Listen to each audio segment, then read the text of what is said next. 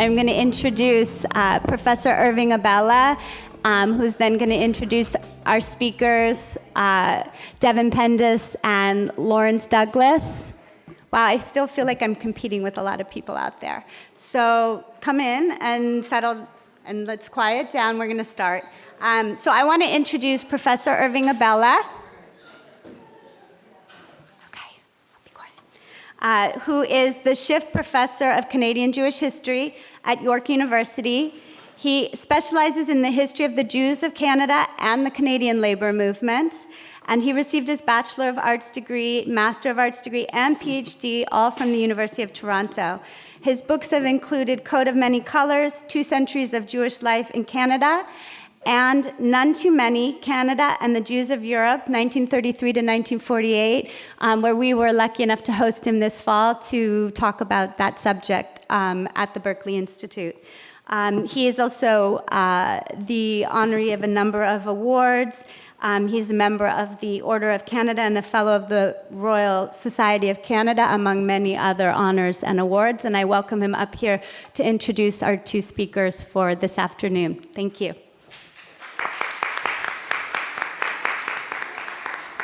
Thank you. Delighted to be back.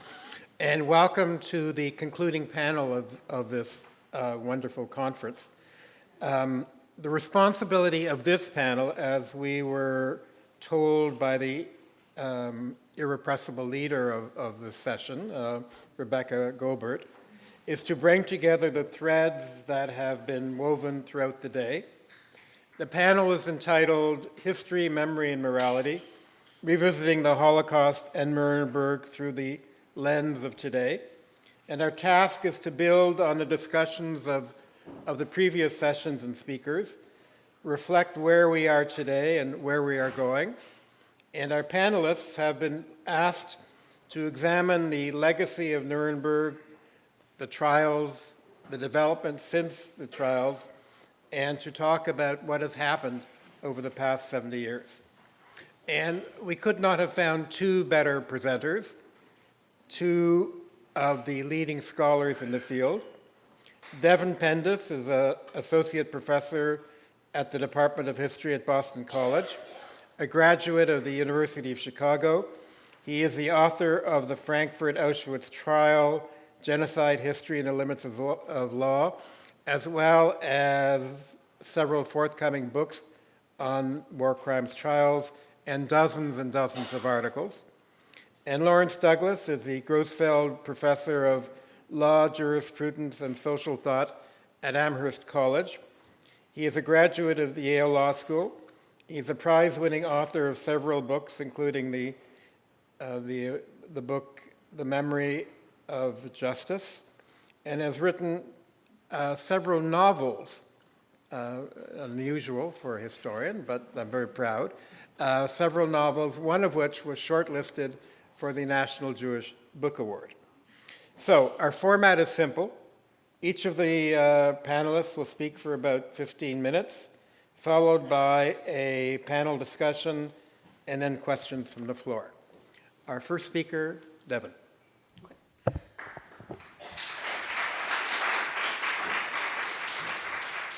Okay, so let me start with my heartfelt thanks to the organizers. I haven't been to Berkeley since I was a teenager, so it's a real pleasure to have the opportunity to come back here. It's always a pleasure to have the opportunity to kind of reflect on the serious political, moral, legal issues that get raised by the Nuremberg trial and its aftermath.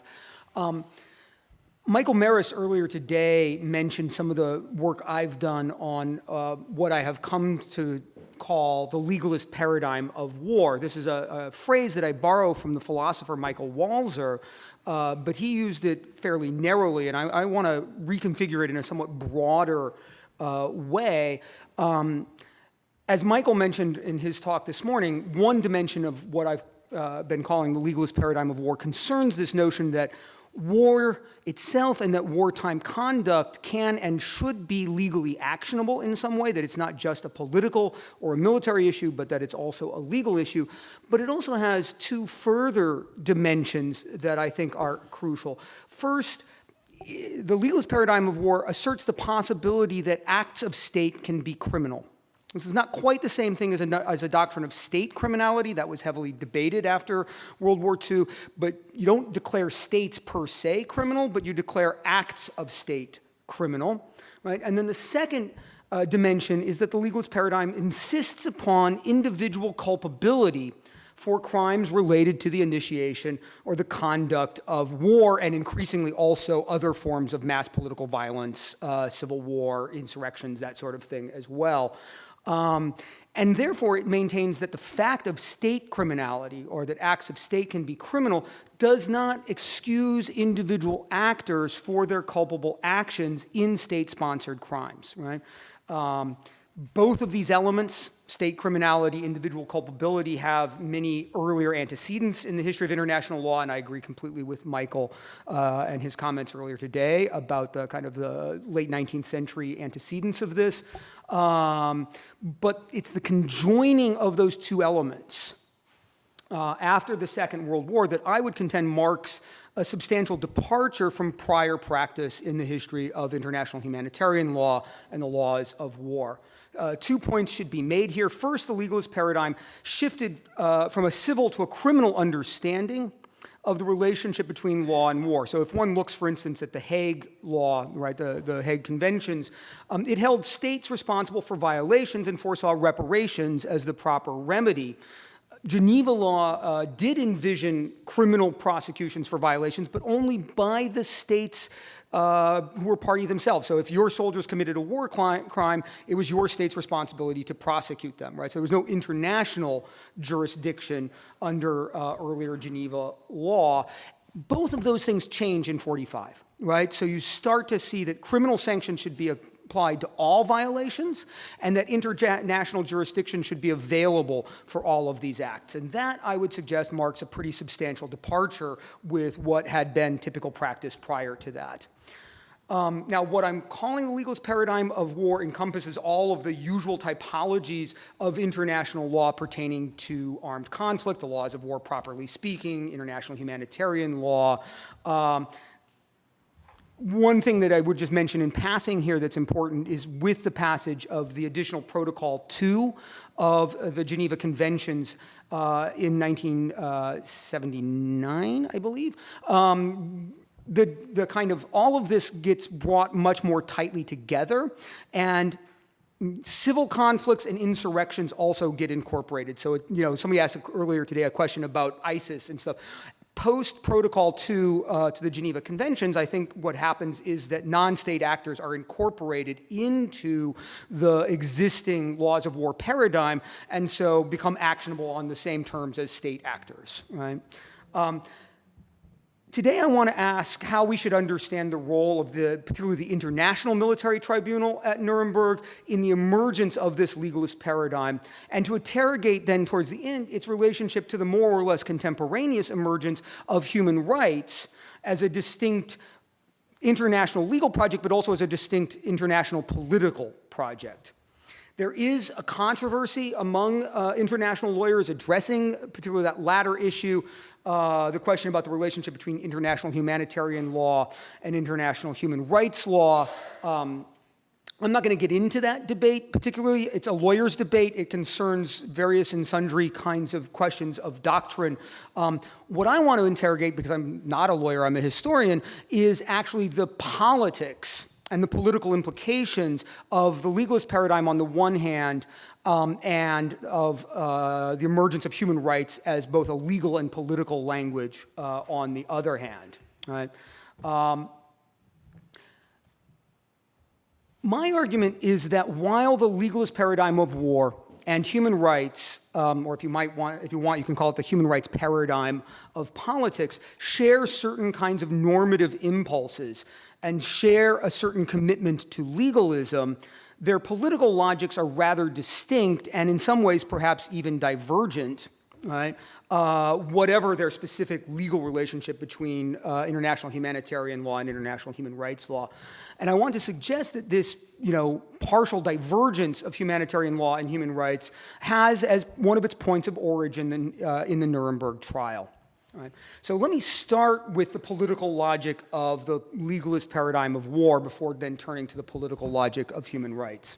As I said, this legalist paradigm seeks to encompass both state and individual criminality, and in this respect marks a departure from key aspects of the traditional laws of war. But why? Right? Why make this move to link these two dimensions of criminality? Part of the answer, I would suggest here, lies in the fact that the legalist paradigm originated in a moment of what I would call founding uncertainty. Right? The interlinked sets of programs to legally prosecute Axis criminality in the aftermath of the Second World War in both Europe and Asia had many multiple points of origin. Right? This is a vast global project that operates at many, many different levels. Right? At the apex, obviously, were the two international military tribunals in Nuremberg and Tokyo, but there were also a myriad of national trial programs by the victorious Allies, by formerly occupied countries in Europe and Asia, and even by some of the defeated powers themselves, most notably Germany and Austria, and tellingly not Japan.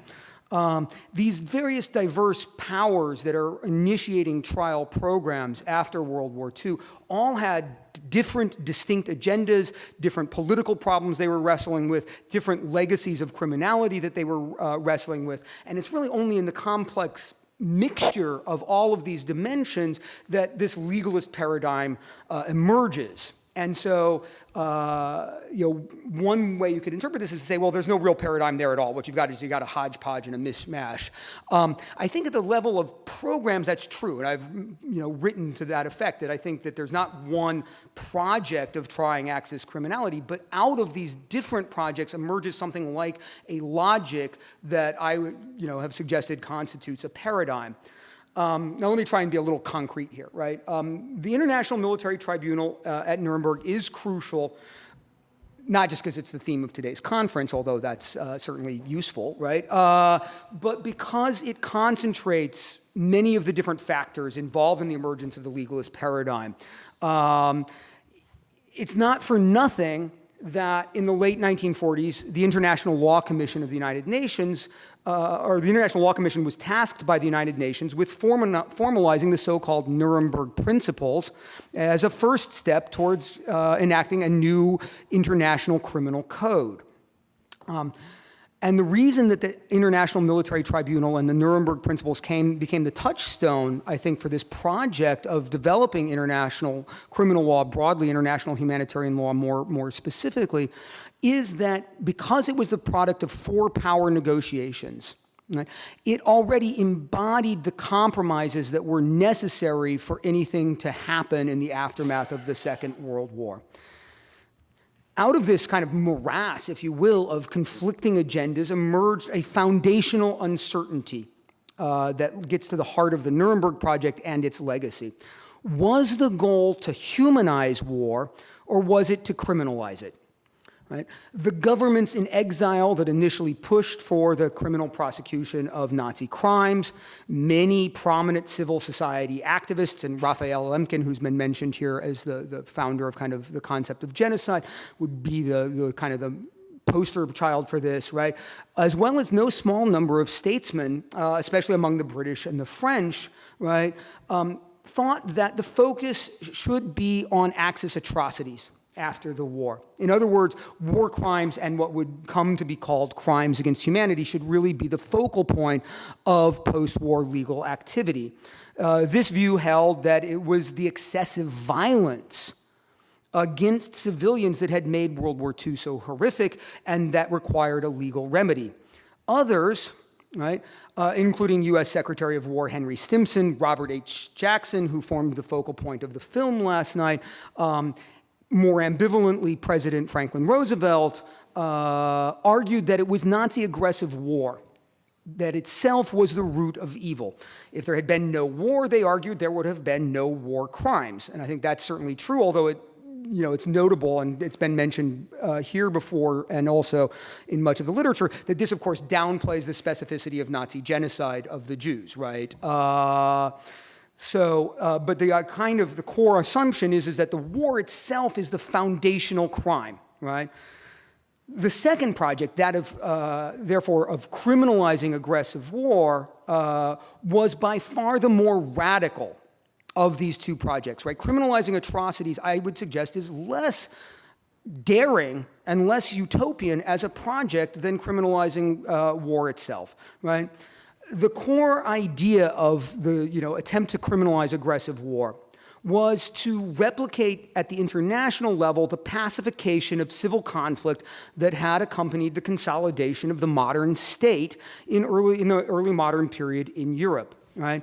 In principle, the international community would lay claim to that monopoly of legitimate force that Max Weber had identified as the core function of the modern state. This would then replicate on a global level the civilizing process that Norbert Elias had argued characterized Euro-American modernity since the Middle Ages. Now, we can bracket here the one-sidedness of this understanding of modernity, but the notion is that we're going to do at a global level, at an international level, what the state had done at a domestic level, and we're going to, pacify the world by reining in who can operate legitimate force and restricting it to one actor, in this case, the international community. There is obviously a great deal of idealism, indeed utopianism, embedded in this project of criminalizing aggressive war. But most of the men, and they were largely men, who advocated it, like Stimson and Jackson, were not starry-eyed idealists. They were statesmen and politicians. They envisioned this as a going concern in the real world. For this vision, then, to be at all plausible, right, in the real world, the criminalization of aggressive war necessarily had to be connected to the creation of an effective mechanism for collective security, right? Otherwise, it would be a dead letter, a utopian gesture in the void. And this is where it gets connected up with the founding of the United Nations, right? In this respect, it makes sense, as the historian Elizabeth Borgward has shown, to think of Nuremberg and the founding of the United Nations as being sort of twins, right? And both as being part of an attempt to construct a new multilateral world in the aftermath of the Second World War, a project in which the Americans were centrally involved, but certainly were not the only ones, right?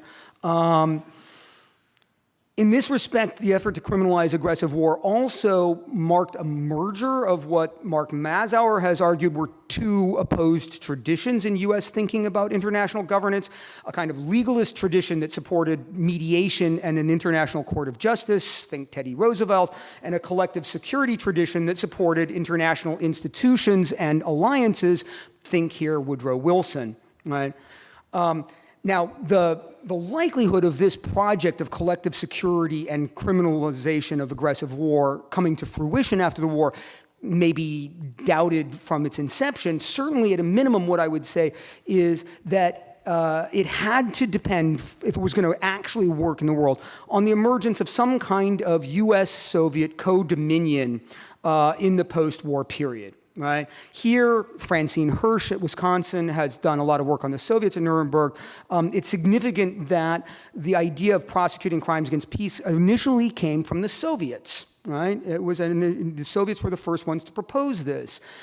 Certainly, FDR toyed pretty seriously with the idea of creating a durable post-war alliance with the Soviets during the latter half of the war. There was a lot of opposition to this within his administration, to be sure, right? Particularly from the career diplomats in the State Department, who were all vigorous anti-communists. It's also not clear how serious the Soviets were about engaging in this project, right? It certainly seems doubtful that they were willing to engage in kind of a shared hegemony with the Americans on terms the Americans would be willing to accept. Right? And we see this in the breakdown why there's not a second international military tribunal after the first, which was supposed to prosecute monopoly capitalists in Germany. Right? In the event, it doesn't really matter. Roosevelt died before the war ended, and his successor, Harry Truman, was much more skeptical of any post-war cooperation with the Soviets, even before the State Department kind of was able to influence his thinking on this. Right? Certainly by the time of that the IMT started in November of 1945, a month after the UN Charter, the prospects, I think, for permanent cooperation between the Americans and the Soviets were dim, to put it mildly. The UN itself emerged as a deeply ambiguous institution, attempting on the one hand to secure international cooperation and collective security, while defending the principle of sovereignty and the non-intervention of domestic affairs, and above all, while enshrining the prerogatives of the great powers in the form of the veto power of the permanent members of the UN Security Council, right? So it's really trying to serve two masters institutionally. And I think in the, certainly in the context of the Cold War, it ended up amounting to very little, but not just the Cold War. If you see the history of the UN since 1989 and the mounting tensions again between the Americans and the Russians, I think it's a structural limitation of the United Nations at work there. Okay. So it's not surprising then that if you look at the development or the attempts to develop international criminal law, international humanitarian law after World War II, aggression becomes the key sticking point, right? In the context of the Korean War, the UN commissions the International Law Commission to come up with a working definition. They can't. By 1954, the UN calls off all work on the development of an international code because of the inability to reach consensus on a definition of aggression. It only resumes then again in the 1990s, right?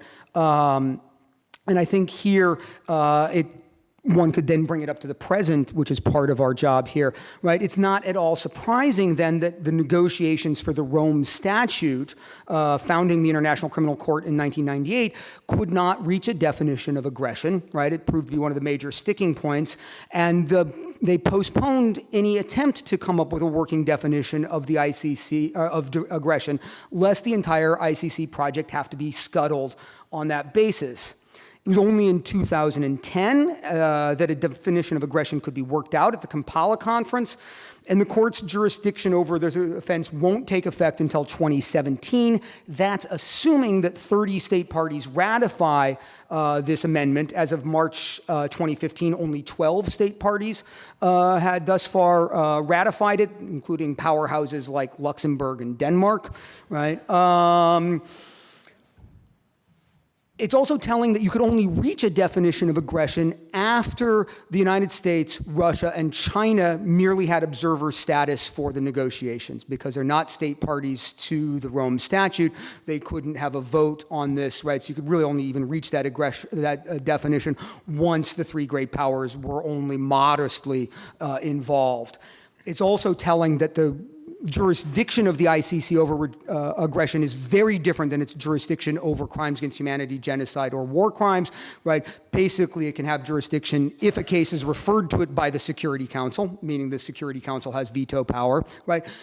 The prosecutor or state parties can initiate an investigation for aggression, but only if the prosecutor can certify that the UN Security Council has declared a certain act to be an act in violation of the UN Charter, that is to say, an act of aggression, which means, again, de facto, the Security Council has veto power over the ICC's jurisdiction over this, right?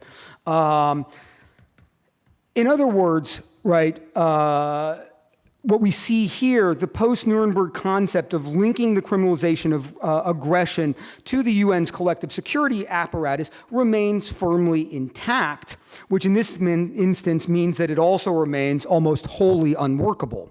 Right? It's hard to imagine that there will be very many cases where there is sufficient consensus among the permanent members of the Security Council for the ICC to secure jurisdiction over aggression. And if this ever does happen, it will almost certainly exacerbate the already notable trend in ICC indictments, which is that only small, diplomatically isolated, third world, mainly African countries get indicted or investigated, right? Basically, it's what I call the Air Force rule, right? Countries with air forces don't get indicted by the ICC. As a consequence of the difficulties confronting the radical project of criminalizing war, humanizing it, which had originally been the subordinate project at Nuremberg, emerged as the only viable option left. Right? Already at the successor trials, there was a departure from criminalizing aggression and a shift to what Lawrence Douglas has termed and will term here in a few minutes, right? The atrocity paradigm of international criminal law, right? The point of this, which, basically criminalizes certain kinds of wartime behavior, certain kinds of excessive casualties against non-combatant populations, right, recognizes the unavoidability of military violence and merely seeks to ameliorate its worst effects. In so doing, this atrocity paradigm validates to a meaningful degree existing power relations. States can use force without question, right? The fact remains that international humanitarian law protects the rights of the powerful to coerce the less powerful. Right? One sees this above all in the ways in which the crucial concept in the laws of war, international humanitarian law, is the doctrine of proportionality, which holds that violence may be used, including violence against non-combatants, as long as it is proportional to military necessity. Right? What this does is it recognizes that sovereign violence is a legitimate activity. Right?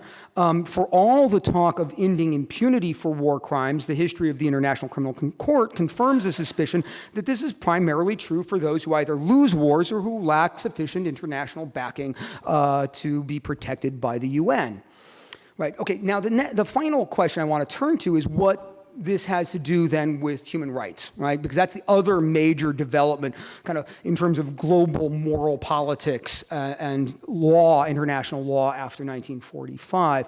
And there's two trends. There's a trend of partial convergence and a trend of partial divergence. I mean, the most obvious convergence between the legalist paradigm and the emergence of human rights is a commitment to legalism, right? Human rights are, in fact, a robust, broad political language that manifests in many diverse civil society contexts, and I think that's actually where their true power lies, right? But in practice, right, human rights activism has remained strongly committed to the language of law, international law in particular. Much of the activism around human rights focuses either on the crafting or implementing of international legislation. The UN system of monitoring and reporting on human rights violations is strongly linked to international law. The language of gross human rights violations, which permeates the discourse of both UN agencies and civil society monitoring groups like Human Rights Watch or Amnesty International, is ineluctably legal in its character. Right? This legalism, I think, helps to explain in part the second dimension of convergence with the legalist paradigm, which is the way that human rights, like the legalist paradigm, have both come to focus increasingly on the right not to be murdered by your own government or somebody else's. Right? The originally very capacious vision of human rights articulated in the Universal Declaration, embedded in particularly the Covenant on Social and Economic Rights, has largely narrowed in terms of the public attention. These documents are still on the books, but they have not really had the kind of robust life that the more atrocity-focused dimensions of human rights have. This is an argument that's been made by both Samuel Moyne and Stephen Hopgood that increasingly human rights has focused on genocide prevention as its core mission. Right? Now, this legalism of human rights has something to do with this kind of increased emphasis on atrocity prevention as the core of human rights. It makes sense. Mass murder is clearly a crime. Poverty is a lot more complex. Even political oppression, censorship can, depending on circumstances, fit uneasily into a legal frame. For instance, think about blasphemy laws, right? So this shared legalism of international humanitarian law, international human rights law, the legalist paradigm in human rights politics, both in effect have de-radicalized these two projects. Right, have rendered them less utopian, more perhaps realistic, but much narrower in their scope. Right. Now, the last point I would say, though, is there is a point of divergence between human rights and the legalist paradigm, right? Which is that The legalist paradigm is, as I've argued, necessarily linked to questions of the power of the sovereign state, right? Even as the legalist paradigm seeks to protect individuals from the depredations of states, their own or others, it reaffirms the rights of states to violence and to determine substantially the proper exercise of that violence. Right? International human rights, by contrast, seek to articulate rights held mainly individually these days, but to some degree also collectively, independent of the state, right? I mean, some of these rights are, of course, held against states, right? But others might envision the state as an agent for their fulfillment, some kinds of economic rights, for instance. But in either case, the logic of human rights does not depend for their functionality on reaffirming the rights of states to act in the way that the legalist paradigm ends up doing. Again, I think, the reductive legalism of much recent human rights talk may mitigate this to some extent, but the core logic of human rights remains ontological, not sovereign. And by this I mean you have human rights by virtue of your status of being a human being, independent of your relationship to any given state. They're not citizenship rights. Right?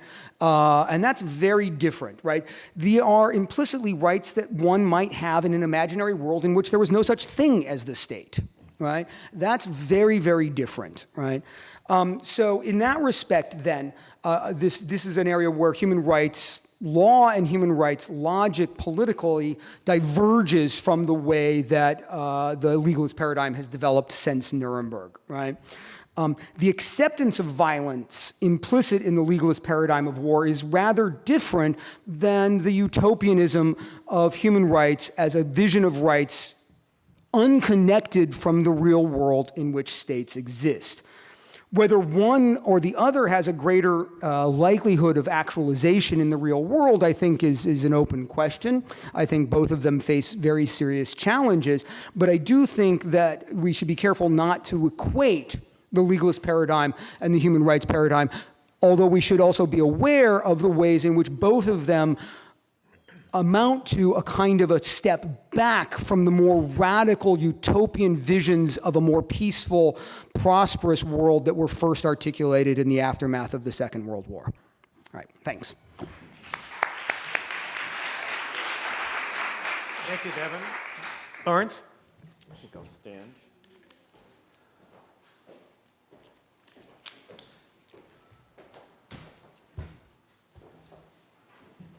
So again, I want to begin by thanking the organizers for the terrific day. I've never actually been at a conference with quite this format with the tables here. It feels a little bit like a cabaret. I feel like I should be like singing New York, New York or something like that to you all. It's been a long day. My comments are going to be about a little over 20 minutes, so I think I'll leave enough time for question and answer. And in fact, I think we'd be happy to answer even questions that you weren't able to ask to the earlier panels today. We'll answer all the questions. So 50 years ago, at the time of the famous Frankfurt Auschwitz trial, which Devin has written a terrific book about, Fritz Bauer, the German Jewish Attorney General of Hessen, he expressed this simple hope that, and this is a quote, "Sooner or later, one of the accused would step forward and say, 'What took place, it was horrific, I'm sorry.' Then the entire world would exhale, as would all the survivors of those killed at Auschwitz, and the air would be cleared." Sadly, Bauer observed, it has not been uttered, nor will it be. The refusal of perpetrators to own up to their guilt, I think, remains one of the most disappointing aspects of Holocaust trials. For example, John Demjanjuk, about whom I'm actually presently writing, he was convicted in a Munich court in 2011, and notwithstanding the importance of that conviction, he remained defiantly silent through his 18-month trial, never so much as breathing a word of acknowledgement or of remorse. I suppose, though, that Fritz Bauer can now exhale at least partially. Last Tuesday, as many of you know, on April 21st, on the opening day of his trial in Nuremberg, where he stands accused of complicity in the murder of 300,000 Jews during his service at Auschwitz, the 93-year-old Oskar Grönig faced the court and acknowledged, and this is a quote, "It is beyond question that I am morally complicit. This moral guilt I acknowledge here before the victims with great regret and humility," end quote. It was, I think, a very important moment. But in acknowledging his moral complicity, Grönig actually fell short of confessing his legal guilt. And indeed, for years, he's insisted in his innocence as a matter of law. So, for example, in 2005, in an interview with the German news weekly Der Spiegel, he said, and this is again a quote, that he had been no more than a cog in the gears.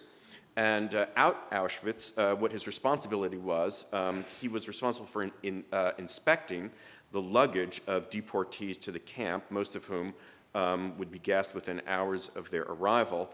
And he was responsible for examining this luggage for banknotes, which would then be carefully counted and sent to Berlin. And in performing this task, Grönig insists that he never engaged in cruel, murderous, or sadistic acts. And I think we can probably accept him at face value when he makes that statement. And instead, today, I actually want to focus on his claim that being a cog did not constitute a crime, because I think that claim brings us to the heart of, in particular, Germany's troubled history of bringing perpetrators and accomplices of the Holocaust to justice. And the problems that Germany confronted in ways are paradigmatic of larger problems. In fact, I think you could say that confronting the destruction of the European Jews through the criminal law severely tested traditional conceptions of law and jurisprudence. There must be some law students here. The law typically views the criminal acts microscopically, that is in the standard model which law students study. It construes crimes as deviant acts that are committed by individuals, typically against other individuals, and these deviant acts harm norms of community order. Different legal systems, of course, reach different conclusions about which specific acts constitute such a threat, but all legal codes condemn foundational wrongs, the most basic of which is murder, and instruct the nation state to respond aggressively, mobilizing its judicial resources to the end of apprehending, prosecuting, and ultimately punishing perpetrators. And if we go back to the great text of Leviathan by Thomas Hobbes, which I would say is arguably the greatest work in Western political thought, there we encounter the notion that the state is more than simply the bulwark of order. It is the very force that protects us from the violence of strangers.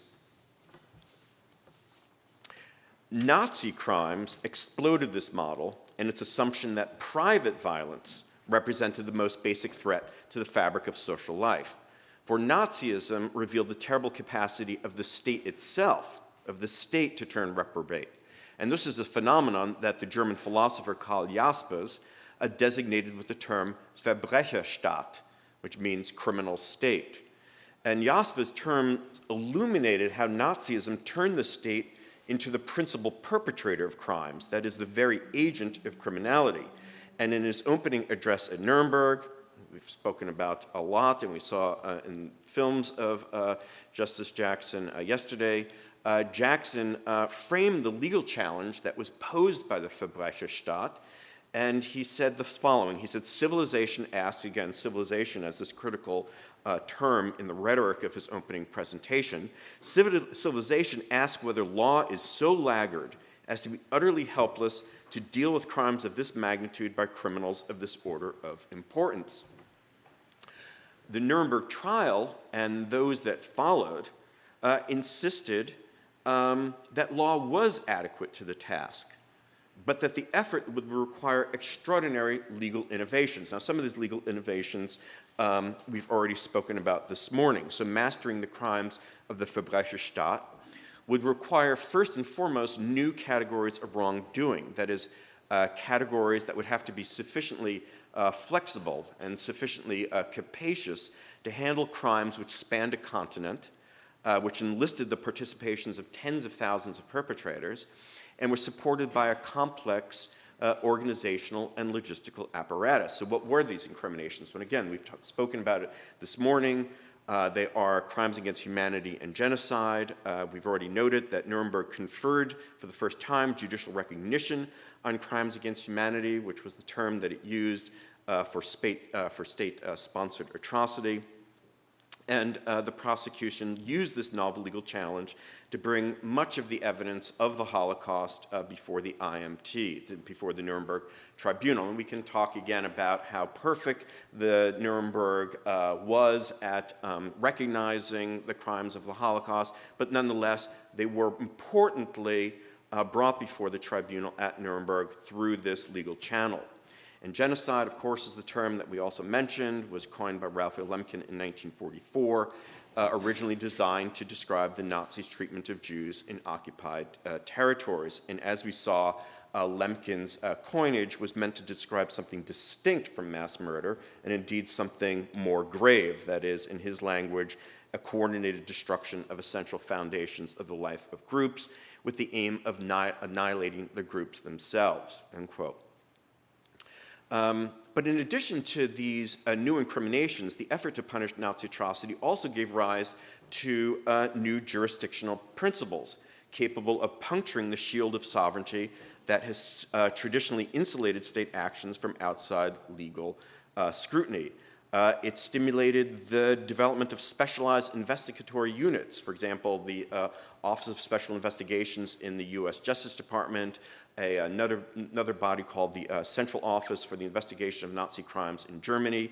And these were special dedicated offices that really kind of revolutionized the role that professional historians would play in the preparation of criminal cases. And it kind of returns us a bit to something that we talked about this morning, which was the fact that this professor of Columbia, Salo Barn, he testified at the Eichmann trial. Well, if you actually fast forward and look at some of these other trials involving against Holocaust perpetrators and accomplices, there you find historians not simply kind of providing background material to the prosecution in order to establish a context, but you actually find them working closely with lawyers for the purposes of making the case, basically preparing the case itself. The contact with the Holocaust also led jurists to experiment with flexible rules of evidence, equipped to facilitate rather than frustrate the prosecution of state-sponsored crimes. This sometimes took the form, for example, of relaxing the application of norms of hearsay, which would ordinarily be applied in Anglo-American trials. These were relaxed for the purposes of trying, again, to have kind of a more capacious legal process that could deal with these crimes. And it also sparked, of course, the creation of special courts, some of them international, like at Nuremberg, some of them domestic, and some of them as of a hybrid character that we've also spoken about this morning. And I think this is something that Michael Basler said this morning as well, that in certain respects you could even make a claim, not hyperbolically, that the law's attempts to grapple with the legacy of Nazi mass atrocity has really, in a way, given birth to the field that we now refer to as international criminal law. But not all legal systems embraced what I've called the atrocity paradigm, as Devin warned that I would. And I suppose there's also kind of a sort of professional hazard of professors using the word paradigm to characterize their own little thought about things about things. But this atrocity paradigm, again, all I mean by this is this notion that special law and processes were needed to respond to Nazi crimes. And most notably, Germany rejected this atrocity paradigm. It rejected the new incriminations designed to facilitate prosecuting Nazi exterminators. Now, even where these legal innovations gained acceptance, they still encountered what I would describe as another foundational problem that was raised by the phenomenon of the Verbrecherstaat, of the criminal state. In the classic model of retributive punishment that, if some of you endured reading Immanuel Kant, there you encounter the classic view that punishment functions as a just desert. That is, in this view, punishment is something the criminal, in a sense, has earned, that the purpose is not to rehabilitate, it's not to correct him, but it's really meant to restore the moral imbalance that's caused by a wrongful act. And Nazi atrocity, I think we can say, introduced a radical disequilibrium into this Kantian equation. And at the time of the Nuremberg trial, Hannah Arendt, the famous German Jewish thinker, famously observed, and this is her quote, "For these crimes, no punishment is severe enough. It may well be essential to hang-going, but it is totally inadequate. That is, this guilt, in contrast to all criminal guilt, oversteps and shatters all legal systems." And the problem of the inadequacy of punishment was hardly a trivial matter. To the contrary, as Arendt tried to suggest, it really raised a profound jurisprudential question, because such crimes expose the limits of law as a retributive scheme. Now, in an earlier book, I tried to argue that jurists sought a way out of this dilemma by reconfiguring the basic purpose of the atrocity trial. In the process of researching the record of Holocaust trials, I was struck by the fact that numerous prosecutors defended these proceedings as didactic or as pedagogic exercises, something that we spoke about a bit again this morning. In these cases, these jurists explicitly sought to use the trial as a means of teaching history, that is, of creating narratives from which political lessons could be teased. And in calling these cases didactic trials, I intended no criticism. And in fact, this again goes back to something we spoke about this morning. A question was raised about whether these kind of didactic trials are inevitably show trials. And in fact, I tried to distinguish these exercises from the show trials that were kind of in vogue in the Soviet Union under Stalin. And my deeper argument was far from being an incidental feature of such trials, that the didactic aspect represented a juristic solution to a juristic problem. That is, if Nazi atrocity revealed the limits of the conventional criminal trial as a retributive exercise, then the didactic trial delivered an expanded justification for prosecuting. So even as the atrocity trial would, of course, try to perform the conventional legal function of ascertaining the guilt of the accused and of assigning punishment, it would simultaneously also serve to teach history and history lessons. And I believe, as we heard again this morning by Hannah, that the Eichmann trial probably stands as the greatest success of this exercise in didactic legality. Now, by contrast, John Demjanjuk, who I mentioned at the outset, who was condemned in Munich in 2011, well, many of you probably know that he was also tried in Israel in the late 1980s. And this was the so-called Ivan the Terrible trial that took place in Jerusalem starting in 87 and in 88. And that trial represented, I would say, the collapse of the didactic paradigm. In one of the most notorious cases of mistaken identity in the annals of law, Demjanjuk, who was a Ukrainian-born SS collaborator who lived for many years, as many of you no doubt know, in suburban Cleveland, Demjanjuk was convicted as this notorious guard at Treblinka, this guard known as Ivan the Terrible, only to have his conviction tossed out by the Israeli Supreme Court once the Israelis discovered they had the wrong Ivan. And it turned out that Demjanjuk had been a death camp guard, but not the evil Ivan the Terrible of Treblinka, but more of the kind of Ivan the not-so-hot of Sobibor. And the causes of this disastrous case of misidentification, they are in fact really quite complex.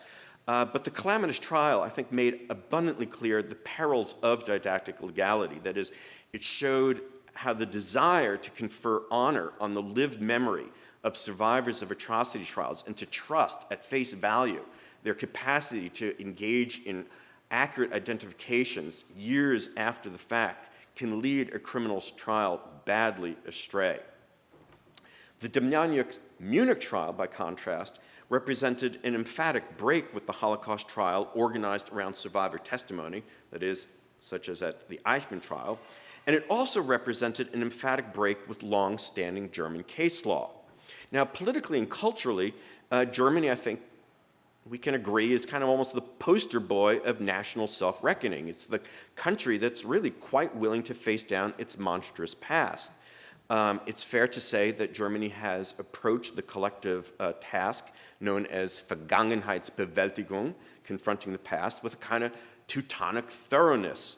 It's made past atrocities the subject of countless memorials, symposia, film, and other public discussions. But when it came to bringing Nazi perpetrators to the bar of justice, the post-war German legal system amassed a really rather pitiful record. And most crucially, as I mentioned before, Germany rejected this atrocity paradigm. Again, the idea that special law and special institutions were necessary to do justice to Nazi crimes. And instead, Germany insisted on treating Nazi atrocities as ordinary crimes to be treated by ordinary courts applying ordinary German law. And among European nations, Germany alone insisted that among European nations, Germany alone insisted that trying Nazis for crimes against humanity or for genocide would represent an impermissible, indeed an unconstitutional violation of the bar against retroactivity. And we don't need to go into great detail right now, though if you have questions about this, I'd be happy to answer them, about how German jurists arrived at what I will describe as a disastrous conclusion. But as a practical matter, it meant that the very incriminations that were designed to facilitate the prosecution of Nazi exterminators, again, crimes against humanity and genocide, that these incriminations were for German prosecutors, they were just off the table. They couldn't use them for the purposes of their post-war prosecutions. Well, this raised, of course, a thorny problem. And the problem is what charges could be brought against former Nazis in Germany.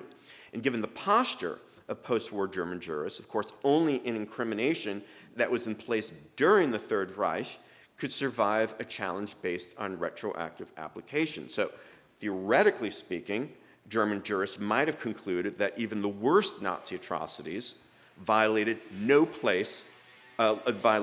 law in place at the time. But that result would have been, to use the technical legal term, crazy.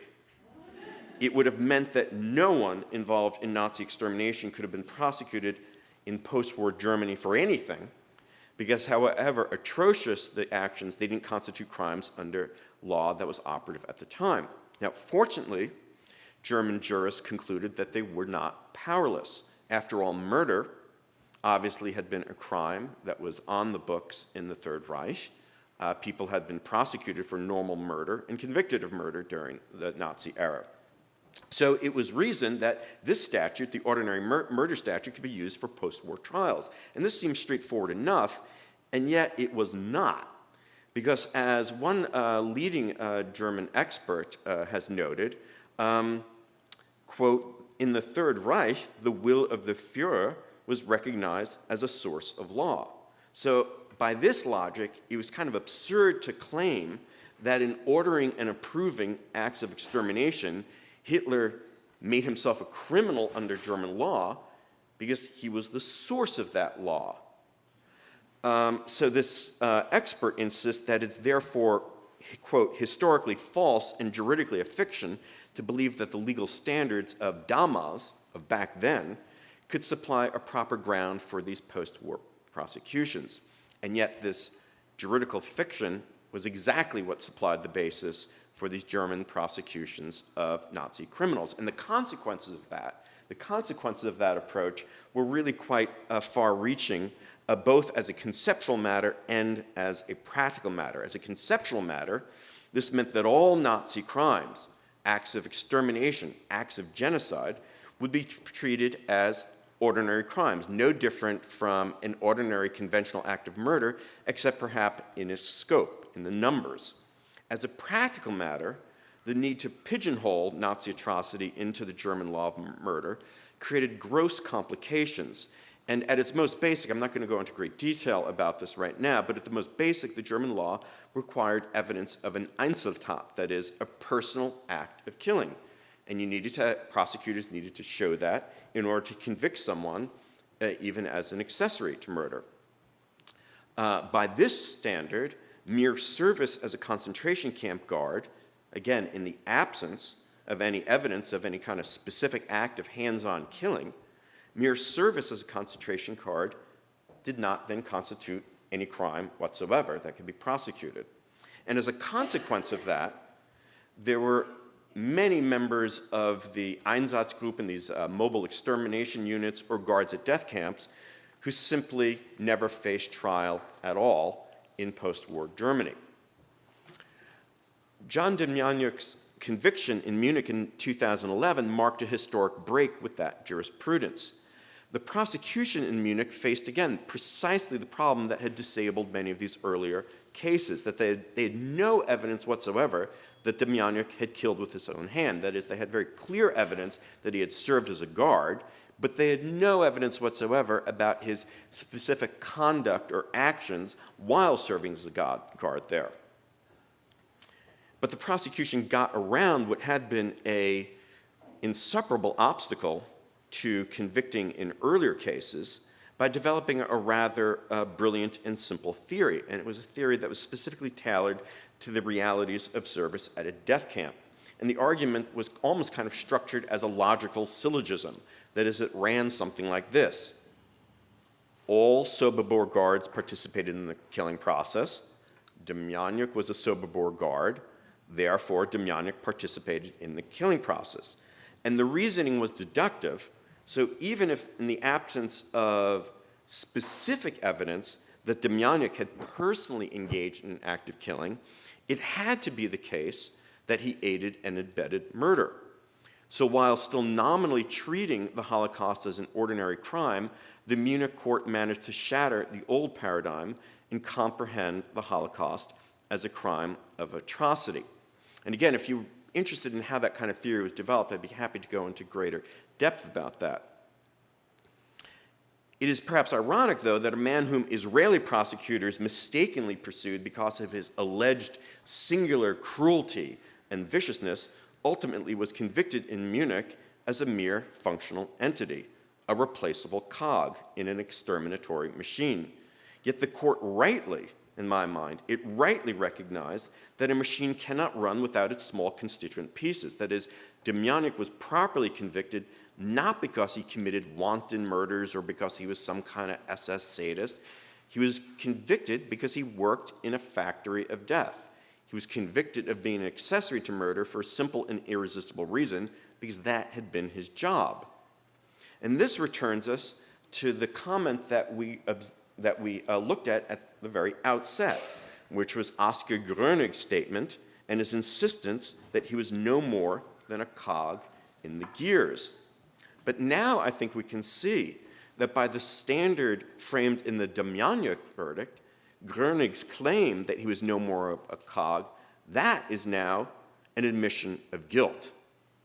And this doesn't mean that Grönig deserves the same measure of punishment as some kind of SS sociopath. In fact, it's not entirely clear to me what punishment he deserves besides the symbolic gesture of conviction. But without the court's conviction, in my mind, Grönig's important acceptance of moral guilt will remain incomplete. Grönig's trial is significant for reasons other than building on the Demjanjuk precedent, however. Of course, our conference today coincides with the 70th anniversary of the Nuremberg trial, but it also coincides with an anniversary of a different sort. As many of you probably know, this past Friday, on April 24th, marked the day that millions mourned the killing of hundreds of thousands of Armenians by the Ottomans during the First World War, an event, of course, that many, though not all, have described as genocide. And yet, of course, the Turkish nation itself remains in denial of the mass killings that unfolded 100 years ago. And with that in mind, I think that Grönig's trial reminds us of other mass atrocities that still await their moment of moral and legal reckoning. So thank you very much.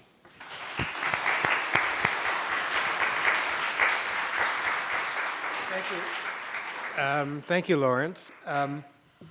The papers today have been terrific, and we've learned much from them, and they raise all sorts of questions. But taking the prerogative of a moderator, I will ask the first one. It's a question I've wanted to ask for some time at conferences on Nuremberg and war crimes trials. It's a question that's out of the box, but with two experts, two moralists and legal theoreticians, I thought I'd have a go at it. It's important 70 years after the Nuremberg trials to recall and reaffirm the legacy of the trials, that the Nazis almost succeeded, not only because of the pathology of hate and the technology of terror, but as Elie Wiesel reminds us, because of the crime of indifference. According to Wiesel, Nuremberg is a story not only of those who did the killing, those who committed the crimes, but also of those who did nothing. The killers killed, the victims perished, and others stood by, his famous words. Today, governments sit idly by as criminal states are once more back in style. 200,000 people murdered, butchered in Syria, hundreds of thousands, perhaps millions in the Sudan and the Congo. Red lines are crossed. Boko Haram, ISIS continue murders, and there are no consequences. So, my question, would you say that indifference to genocide, to mass murder is acting as an accomplice, that governments have learned nothing from Nuremberg? We recently, we talk about paradigms and doctrines, but the world seemed to have adopted, at least in part, the idea of responsibility to protect, and they used that excuse in Libya, and the Russians misused it in the Ukraine, but we've forgotten it. So my question to both of you is, what happened? How come 70 years later we seem to have forgotten these lessons and have resorted back to the days before 1939? I'm happy. Do you want to go or? No, go. I mean, Give me a minute to think about that. I would start off by saying no. I don't think that the crime of indifference. I don't think indifference rises to the level of a crime. And this might be a controversial position to stake out, but I do think this term that we often bandy about, this notion of humanitarian intervention. It seems to be the case, you see some kind of unfolding human rights tragedy or atrocity someplace in a far-flung part of the globe, and you think, oh my God, that's an absolutely horrible thing, and isn't it absolutely heinous, the fact that you have the states that kind of stand by and watch what happens, and isn't there some kind of moral or even legal imperative that we intervene? But I think that humanitarian intervention is an incredibly fraught issue, And what often looks like a humanitarian intervention can very easily bleed into something like imperialistic intervention in the affairs of another state. And it can become a pretext for all sorts of meddling in the internal affairs of another country. And even when you do engage, and let's talk about something that's the closest, and this actually goes a lot about what you were talking about with human rights law and international and with the law of armed conflict. I mean, probably the closest war that we've engaged in on human rights and is on a strictly what we might consider as a benign intervention was the air war over Kosovo and Serbia. And if you are going to engage in some kind of humanitarian war, which again, I would say has a certain kind of oxymoronic ring to it, but if you are going to engage in that type of intervention, it is unmistakably the case that the popularity of that type of intervention is going to be very, very low domestically. It is extremely hard to sell humanitarian intervention domestically. It's much easier to sell it when you're able to say that your national security interests are directly at stake and therefore demand intervention. Well, see, it's a case in point. And so if you look at something like the air war over Kosovo, in order to maintain domestic support, we basically had our jets that engaged in this air war flying at a very high ceiling so they couldn't be shot down, As a result of that, because we knew that as soon as we started absorbing casualties, the war would be over, because the domestic support would end like that. And so as a result of that, you have far more civilian casualties on the ground, because we engaged, at least at that time, in high-altitude bombing that was far less precise. So, and this is that collateral damage when we're now intervening for the purpose of trying to mitigate or stop some kind of human rights abuses abroad.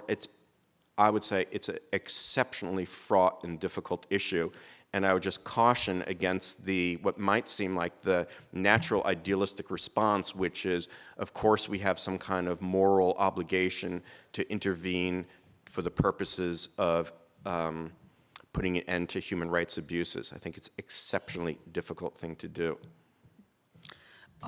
Yeah, I agree with almost everything that Lauren said. What I would add is, this was the problem the UN was supposed to be able to solve in the first place, right? Because most of the problems that you're identifying stem from the fact that the intervening agents necessarily are going to be themselves states, right?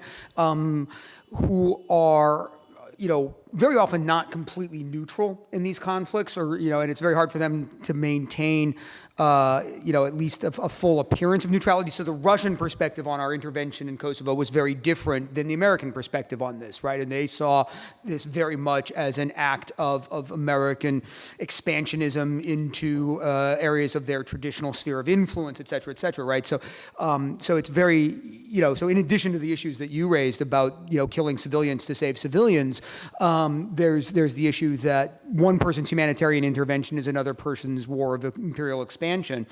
The UN and collective security mechanisms were intended to provide a venue in which collective action would be possible in response to these sorts of crises, right, whether wars of aggression or humanitarian crises, but could only, in order to secure its existence, could only be done in such a way that made it impossible for it to actually do the job it was intended to do, right? And so I think that we've recognized the problem.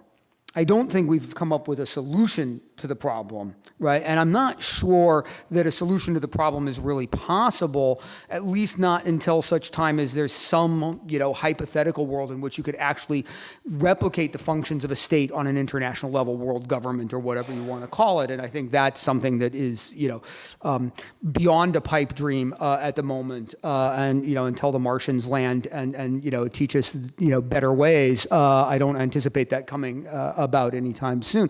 And so I think we're just kind of in an ineluctable dilemma in this. Because the final point I would make is I also agree that I don't think non-intervention or standing by, certainly at the national level with these kinds of things, constitutes a crime.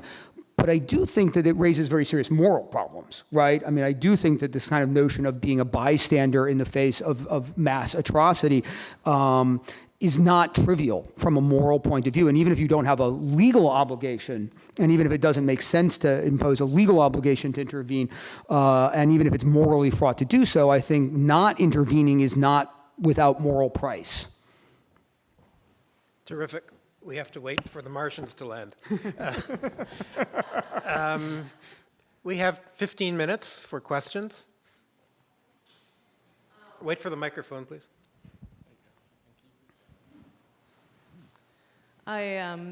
This question was provoked by the prior panel. My question is, in terms of creating an historical record and teaching the community in real time, the world community, about an event and serving the interests of the victims' families, how have the Truth and Reconciliation Commissions performed in comparison to these criminal trials? Well, one thing I would say is that I don't think you necessarily have to think of it as an either or. Like, it's not necessarily either you have a criminal trial or you have a Truth and Reconciliation Commission. I think, again, a lot of these things have to deal with, sometimes they can complement one another. Certainly, you could have, you could imagine trials. I mean, in fact, you find this kind of thing that countries that first embraced the notion of some kind of Truth and Reconciliation Commission, very often they did that because they were, in a sense, there was no other alternative to do so. And then you find them actually now wanting to have some type of criminal trial reckoning with the past as well. So I would, first of all, say that the two can complement each other. The other thing, in terms of like which is a better tool for the purposes of teaching history or clarifying the historical record, again, it's one of these things where I don't think you really necessarily want to say one is better than the other. I think they each have strengths, and I think they each have weaknesses as well. That is, I think it would also be somewhat facile to suggest, and I'm not saying you're suggesting this at all, but I think sometimes people come along and they say that, oh, well, these criminal trials, they're incredibly clumsy tools for the purposes of trying to establish a baseline account of history, and it's much better to have this kind of flexible, elastic tool like a Truth and Reconciliation Commission, and I actually just don't buy that. I don't think that's actually accurate. I think very often criminal trials, in fact, one of the things is that they do have this kind of unusual capacity to galvanize international attention. And I think that capacity to galvanize international attention is a tremendous advantage that trials have over, let's say, certain kinds of Truth and Reconciliation Commissions. At the same time, Truth and Reconciliation Commissions, they don't necessarily have to kind of pigeonhole history through some of the evidentiary conventions that govern criminal trials, even though I've also tried to suggest that in these trials you do find courts actually experimenting with unusual evidentiary conventions, especially so that crimes of atrocity can be brought before a court in a more interesting, less constrained fashion. So I guess my own answer to the question is that I don't really see one as kind of enjoying an advantage over the other, and I actually think that it's often the best when the two work in tandem with one another. Maybe the final thing, if you don't mind me just saying, is that I think it also depends, it's a little bit hard, you don't really want to get involved in one of these these exercises of comparing like whose atrocity is worse than whose, but I think it does turn a little bit about the facts on the ground. I mean, if you're having a state that is transitioning or trying to transition to democracy, and it's the actual state that was, in a sense, inherited its own authoritarian past, like something like South Africa, it might be an incredibly destabilizing thing to try to launch an aggressive and ambitious trial program. Whereas if you're talking about something like a genocidal episode of genocide, like with the Holocaust, then it seems very hard to talk about just some kind of reconciliation in the absence of using the arm of the criminal law. So I think sometimes the facts on the ground also affect the choice. Yeah, I mean, again, I find myself in more or less complete agreement. The one thing I would add is that while I think Lawrence is quite right that this atrocity paradigm was in part an attempt to deal with the problem of retribution for crimes that escape retribution, for many survivor victims, but also for no small number of third-party former bystanders, retribution remains actually a really central part of what they hope to see out of these processes. And so, no small number of survivors have, expressed some, substantial frustration with Truth and Reconciliation processes over these. I mean, I think about the fact that Stephen Biko's widow in South Africa, for instance, launched a lawsuit that went to the South African Supreme Court in an attempt to stop the Truth and Reconciliation Commission in South Africa from going into effect because it came with an amnesty attached to it, right? So for at least some survivors, this notion that you would have truth without justice, truth without retribution of some sort was pretty unsatisfying for them, and I can understand that, right? I mean, the notion that somebody's going to get up there and say, yeah, you know what, I tortured lots of people to death, and I'm a really bad person, and now I'm going to go retire to my little villa up in the hills and raise grapes, is frustrating, right? So I can totally see that.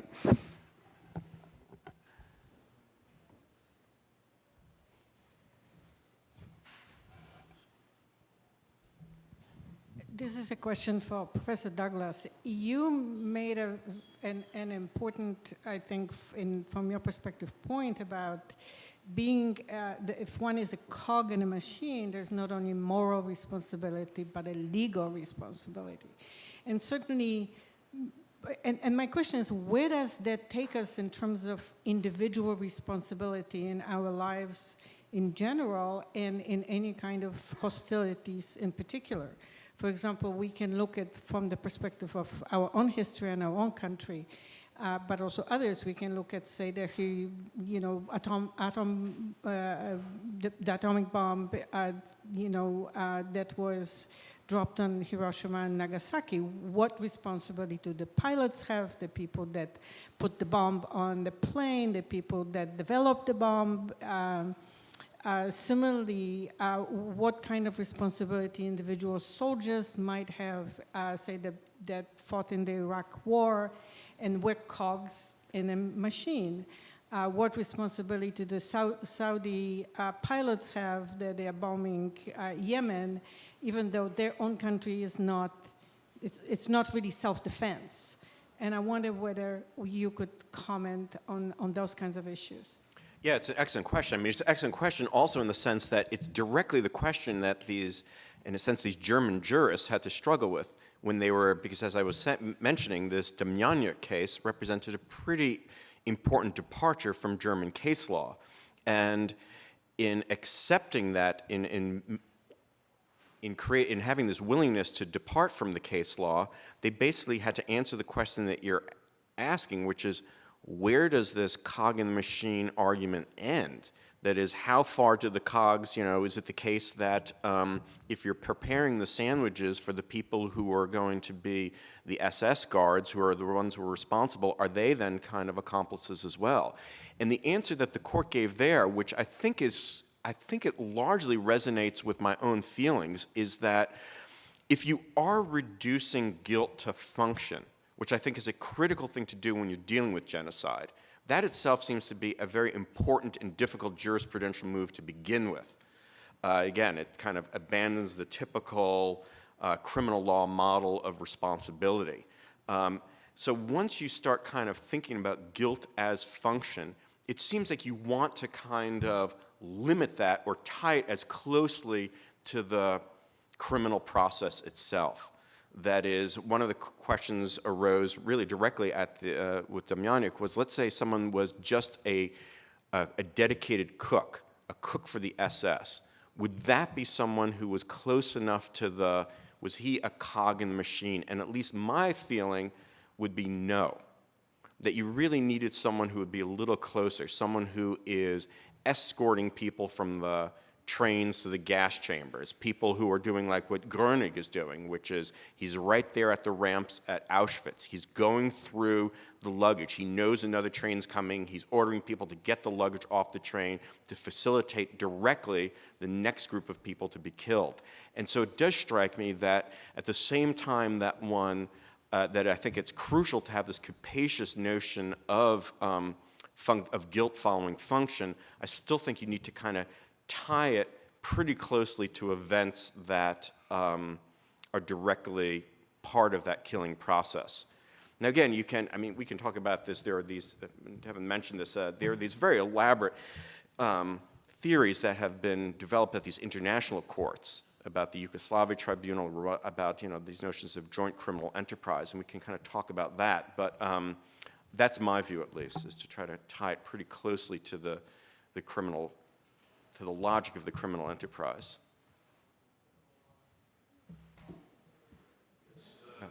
Wait for the microphone, please. We've gone through a full day of conference and hardly discussed this at all. That relates to the American government's failure to recognize the International Criminal Court of Justice. Mm-hmm. My question is this: do you two panelists both condone the American position in failing to participate, in failing to fund the International Criminal Court of Justice? And would you not agree it's a terribly relevant question to discuss in the context of Nuremberg of 70 years ago? Yeah, I mean, the American government hasn't really been waiting for me to condone much of anything that it's done over the last 20 years, but fair enough as a question. I mean, I think that it is very telling right, that the United States, Russia, and China are all not state parties to the ICC statute, right? I think that it highlights the ways in which the project of using criminal law to either criminalize or humanize warfare is closely linked to efforts to construct a more stable, peaceful, cooperative international order more generally. And the reason that the Americans are not party to the state, to the ICC statute, the reason that the Russians, the reason that the Chinese are not, is that they want to preserve freedom and room for maneuver in international politics, the ability to launch preemptive invasions of other countries, without fear of sanction.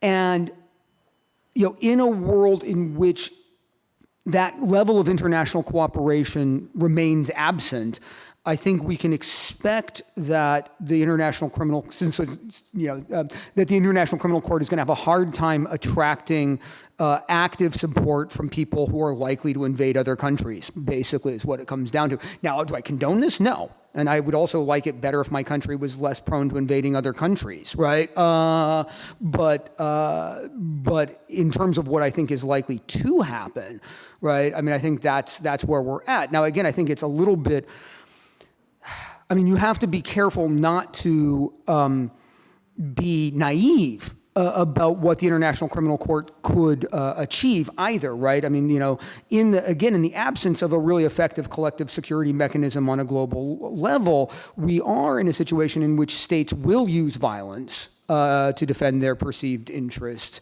And we don't necessarily want to say that that's always wrong, even if it is often wrong.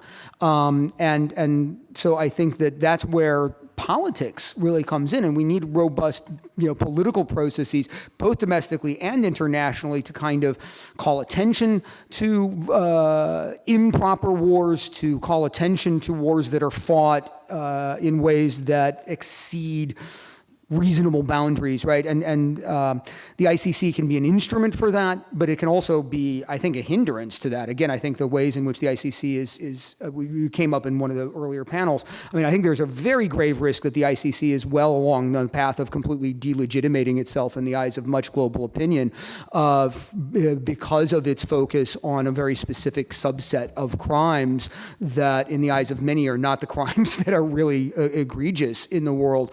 And I'll be very curious to see where the ICC is at in, say, 10 years in terms of the level of international support that it gets. I note with some alarm that Canada, in part for domestic political reasons, in part for international reasons, has largely turned its back on the ICC, even though it was one of the major state sponsors of it initially in the Rome Statute, right? So do I condone it? No. But do I think that it's something that is a very real part of the world and not likely to change anytime soon? Yes. Yeah, if I can just respond to that a bit also. I don't think it's exclusively the case that just because the United States wants to reserve the right to invade other countries. I do think, this goes something that Devin said a little bit earlier. I think it's a little easier for a country like Finland or Luxembourg to sign on to something like the ICC, because Finland and Luxembourg is not the police of they don't basically police the entire world, which is the way the United States does, for better or worse.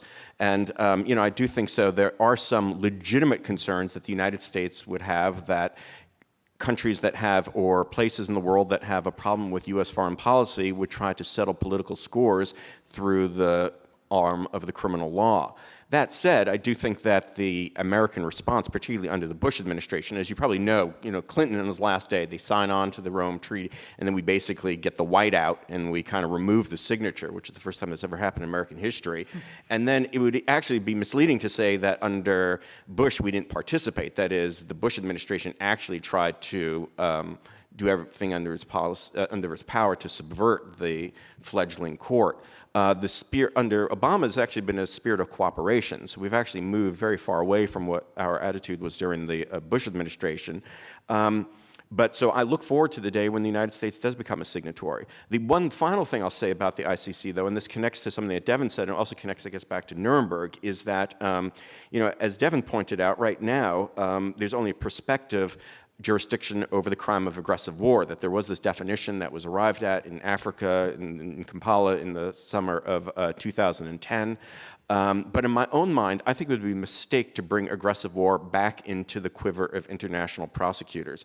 I think it would be much better to focus on what I've described as these crimes of atrocity, these war crimes, genocide, and crimes against humanity, because I think there's basically no way to avoid the politicization of law once you start using aggressive war again as one of the linchpins of prosecution. In the back, please. I wanted to follow up on another aspect of the cog in the machine argument, and also take you up on your offer to answer questions from this morning. Because this morning we heard about the Kharkov trial and the young lieutenant who pleaded guilty to a crime under duress. And I'm wondering how that argument has played out. I mean, first of all, he said he would have been murdered by a German tribunal if he resisted complying with orders. Is that true?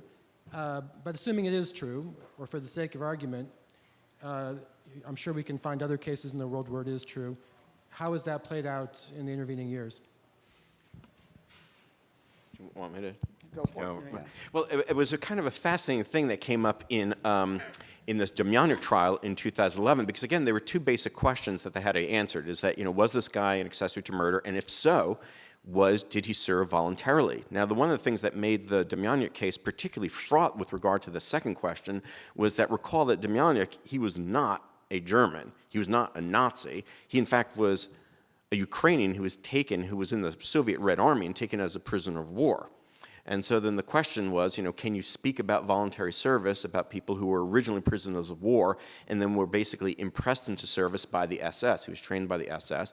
And again, a lot of kind of go back to something I was mentioning, is that we really had nothing to go on except what historians could make aggregate statements about people in a situation like Demjanjuk. And one of the things that they basically were able to argue is they were able to argue, again, that when it came to general questions of SS guards, there's never been a single instance, not one, in which an SS guard who opted out of genocide ever faced peril of life or limb. Now, it is the case that in many trials that Devin knows intimately well as well, that defense of duress was exceptionally, that German courts were exceptionally receptive to that defense of duress, but became much less so once that historical knowledge actually came out that, in fact, these people were not faced with draconian punishment. In fact, basically, was opting out of genocide a smart move? No. Was it like, if you wanted to make yourself a big career in the SS, would it help you out? No. Would you be branded a wimp? Yes. Would you be branded a Jew lover? Yes. Is it possible that they would say, look, if you don't like this cushy guard service at a death camp, you can go to the front and fight with the other SS, other soldiers. So it wasn't necessarily a comfortable choice, but it certainly was a choice. And the critical thing in a defense of duress or necessity, the argument is you had no choice. And it's one thing to say that one's choice is abrogated or somewhat limited, and it's a very different thing of saying that there is no choice whatsoever. And I think in times of war, very often people are confronted with difficult choices. I don't necessarily want to position myself, or I can't necessarily answer with any kind of confidence how I would have behaved. But again, these are choices that people had to make, and it seems fair to hold them responsible for the choices that they did make. Can I one other thing is, especially in the German context, there was another defense that was, especially in the 50s, quite successful, which is putative duress. So you weren't really under threat, but you had reasonable grounds to think you were under threat, even though the threat wasn't actually real. And so, it turns out nobody was executed by the SS for refusing to kill Jews, but I thought that was what would happen to me. And it was not unreasonable of me to think that. Therefore, I acted as if I were under duress, even though it turns out I actually wasn't, but I didn't know that. And that was a defense, again, that especially in the 50s was pretty successful in German courts until historical research revealed that, the refusal to participate was not that rare, right? I mean, there was a fair number of SS men and German soldiers and stuff who did decline to participate in mass murder. And so the people who did participate would have seen these other guys not participate and would have seen that nothing particularly bad happened to them. And so their claim that they, wrongly thought that they were under duress falls apart then, because if you've seen three guys say, I'm not going to shoot kids in the back of the head, sorry, and nothing bad happens to them, you can't say, well, I thought if I didn't shoot kids in the back of the head, they were going to shoot me. That argument sort of falls apart too. So that's, again, one of these areas where, just the development of historical knowledge really shifts the kind of the terrain of what's going to work and not work as a legal argument. It's also, can I tell you one other little story about the Demjanjuk thing? Do you want to hear? Well, one of the things that was interesting is Demjanjuk, for his defense wasn't that resourceful, because one of the problems that they did is his first line of defense was, I was never there. So he continued to deny that he ever served at Sobibor. And if you think about the logic of what Devin was just describing, this necessity defense or this putative necessity defense, it is a defense. That is, it is a recognition that, yes, I was there, but I had no choice in the matter. It's very hard to make that kind of argument the way Demjanjuk, given the profile of his defense. It's hard to say something like, I was never there, but if I had been there, I would have been coerced to be there. So it was very hard for him to make that argument, even though he tried to make it. And the fact of the matter is, if he had actually come forward and said, look, I'm not a particularly brave person, but I'm not a coward either. And I was, the first day I was there, I saw another one of these former Soviet prisoners of war taken out. He had tried to flee from the camp, and he was shot in my face, shot right in front of my eyes, and I was very scared as a result of that. Now, he might have been lying through his teeth, but the fact of the matter is there was absolutely no evidence whatsoever about what he did there. And so that would have actually arguably made some complications for the prosecution, but he actually never made that argument. Final question, Michael? Thank you. I just can't let the question about Kharkov go without mentioning what I thought, Michael, you were going to at least mention, so let me do it now. The principal argument against such trials in the course of the war was the reciprocity argument. That is, once the Soviets started to try German war criminals, the assumption would be that the Germans would try Soviet war criminals. The unusual thing was that the Germans were murdering Soviets by the hundreds of thousands anyway, and so they didn't need to worry about, the Soviets didn't need to worry about the reciprocity argument. Well, anyway, we could follow that up, but I want to get into my question here, which I think in a way reflects on the entire conference. I've watched everyone listening with such rapt attention to the papers and to the questions afterwards. One of the things that I think is so compelling about the subject that you have chosen and that we've discussed for a whole day is that this is the territory of dilemmas. There are no easy answers here. And we've had two terrific papers in this panel. They're very dense, and it's difficult to bite off a piece on which a question can be answered, but I want to ask a historian's question of Devin Pendas now, because I think it reflects one of the dilemmas. Devin, it has to do with the double focus of what became the international humanitarian law community, namely abolishing war or abolishing aggressive war on the one hand as an objective, and on the other hand, humanizing war. And these two elements are constantly interacting, let me now say. It's not just at the end of the Second World War or around the time of Nuremberg. This goes back to the 19th century. Lieber, Dunant, they were interested, if you like, in humanizing war. in making war less atrocious, less destructive. But against this view, there was another view, namely abolishing war. And the latter was very strong. It was behind the Hague Conference of 1899 and 1907, which were known as the Hague Peace Conferences. As that debate rolled out, in a nutshell, the people who opposed the idea of humanizing war said, all this will do is to make wars longer, to draw them out, to make wars more common. You humanize it, well, war doesn't have the same disincentive. The idea is to make war as atrocious as possible. Murder the greatest number of people because that will bring the speediest end to war. This is essentially what Clausewitz said. And he had some, let's say, more humane associates who argued similarly. Now, what is interesting, I think, is the way this debate between these two parties sort of rolls out. If you like, before the First World War, the humanizing of war people, I think, had the strongest voice.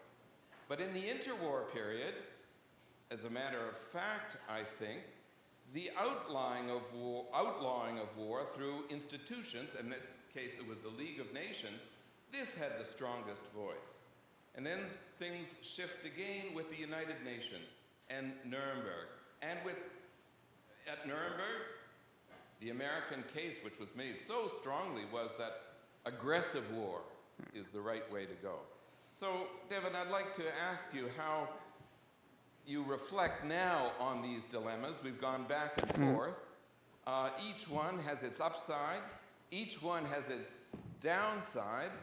And if I might say, I think the whole idea that there are easy solutions to these great human wrongs is a mistake, because, as Lawrence, you pointed out, immediately when you open up a quick solution to some atrocity situation, you end up with the sort of dilemma that you talk about. Well, yes, you can do that. We might all feel better. But on the other hand, we might make things worse, and we might end up with more people killed. Right? Well, if I gave the impression that I thought there were easy answers to this, I apologize, because I certainly don't think that there are any easy answers in this arena whatsoever.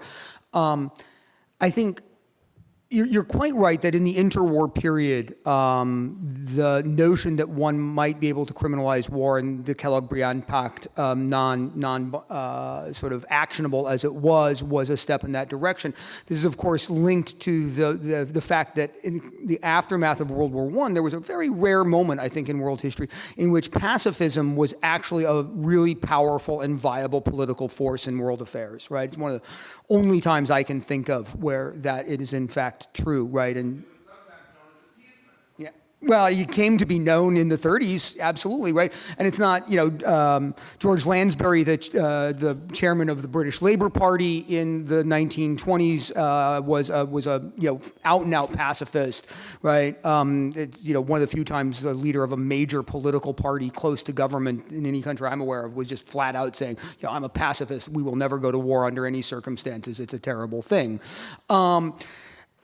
I think that what I find interesting about the post-World War II moment, and it's a very short-lived moment, is that this is there's a kind of a dual project of both outlawing and humanizing war. That's the Nuremberg moment, and it comes really close to the centers of world power in a way that even, I would suggest, Kellogg-Briand has, an exit ramp that you can drive a Mack truck down, right? And so, the idea in Nuremberg and the idea in the International Law Commission was to really shut down the off-ramp, right? And to really criminalize aggressive war in a much more robust kind of way. And that went nowhere. And I think the dilemma is that, in a way, it can, it's part of what you said, Lawrence, but it's also related to the dilemma that pacifism more generally faces. If you think about what George Orwell said about British pacifists during World War II, said, there are times when you have to take sides, and if you choose not to take sides, you're taking sides with the other side. Right? And so being a pacifist in the Second World War objectively means, giving aid and comfort to the Nazis. And that's a very problematic position to be in. And I think that you can end up in that situation where, you have a humanitarian impulse that produces, bad outcomes. And again, I think, in a world in which you could actually have something like an international state that could make authoritative, declarations and legislate in a fair and legitimate way to regulate conflicts, you can ameliorate this. I mean, medieval Europe looked a lot like international society looks today, with a lot of warring parties with their own sovereign authority. The emergence of the modern state did manage to tame this. I mean, this is not just a sociological just so story. But I see no indication whatsoever that anything like that is happening on the international stage today. And if you look at the problems that the EU is having right now, I think that there's reason to think that even regional agglomerations that have tried to move in that direction on a regional basis are not always having smooth sailing, right? So I don't think the notion that we're going to, move in the direction of a set of regional federations on a step towards world government, which lots of people in the late 1940s were arguing. Wendell Willkie leaps to mind, right? The 1940 Republican presidential nominee. I don't see too many people who would make that argument today. And so I think this is a dilemma that's just not going anywhere. Rebecca, do we have more time? No more questions.